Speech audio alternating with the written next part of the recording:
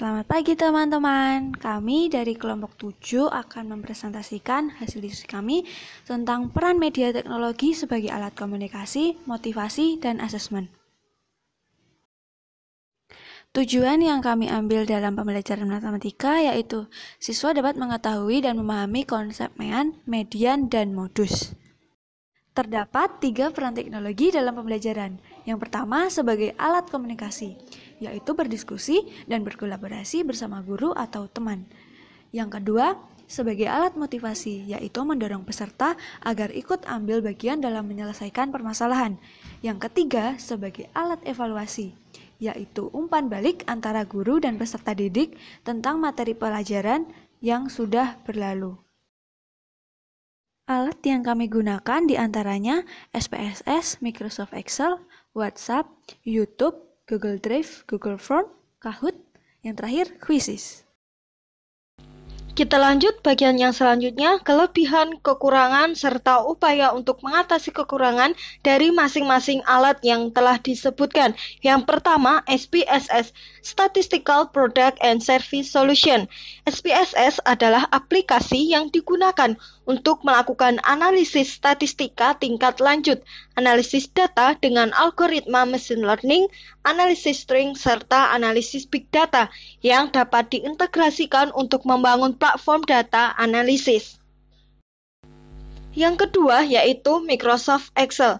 Pengertian dari Microsoft Excel adalah sebuah program atau aplikasi yang merupakan bagian dari paket instalasi Microsoft Office.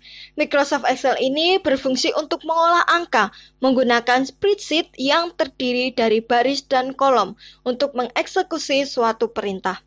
Kemudian kami dari kelompok lebih cenderung memilih SPSS dalam pengolahan data atau angka. Mengapa? Yang pertama, karena di dalam Microsoft Excel itu terdapat rumus yang sudah pakem atau rumus yang sudah ditentukan oleh Microsoft Excel. Apabila teman-teman ingin mengetahui, misalkan mengetahui mean, median, dan modus, maka teman-teman harus benar di dalam masukkan rumus dalam Microsoft Excel. Apabila teman-teman salah, maka hasilnya pun akan salah. Yang kedua, di dalam SPSS ini, teman-teman tinggal klik atau pilih apa yang ingin teman-teman tuju. Apabila ingin mencari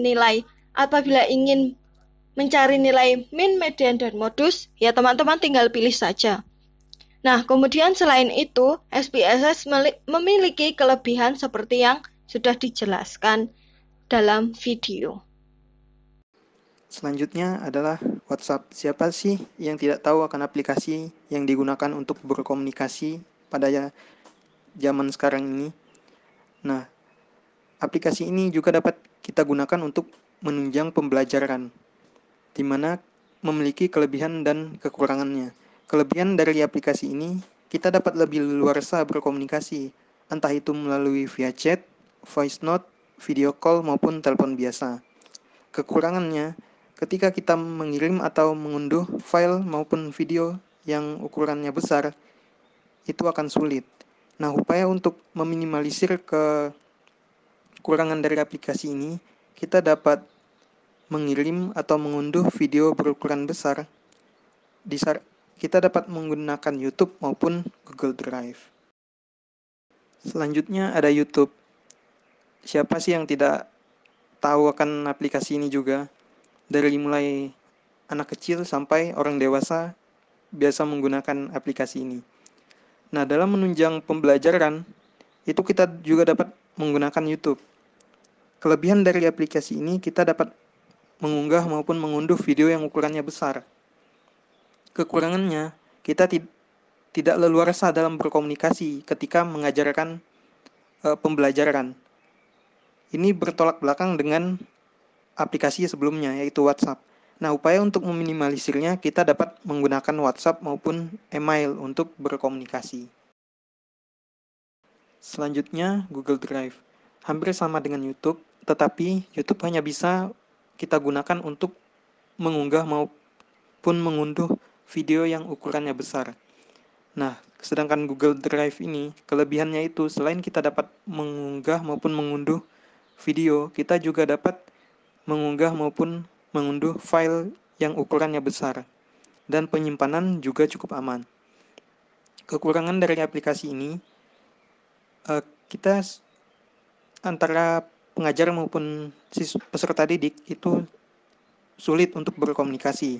Upaya untuk meminimalisir kekurangannya ini, kita dapat menggunakan WhatsApp maupun email untuk berkomunikasi dalam pembelajaran.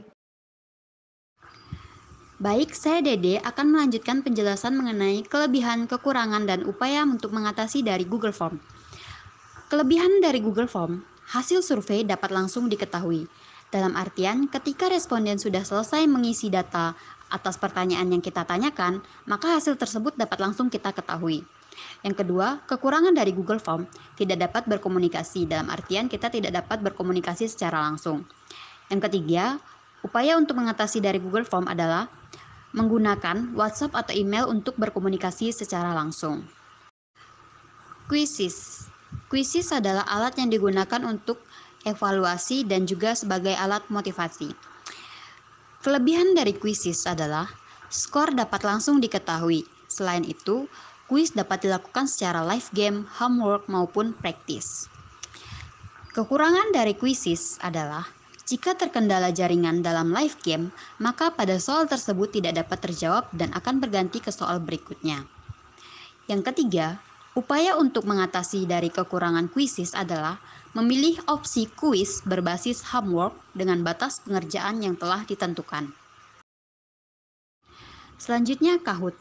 Kahoot sama halnya dengan quizzes, yaitu sebagai alat motivasi dan juga alat evaluasi dalam pembelajaran.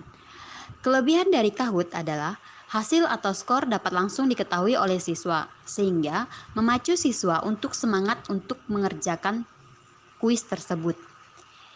Yang kedua, kekurangan dari Kahoot, jika jaringan bermasalah dan terdapat timer pada soal tersebut, maka soal tersebut tidak dapat langsung terjawab dan akan berganti ke soal berikutnya.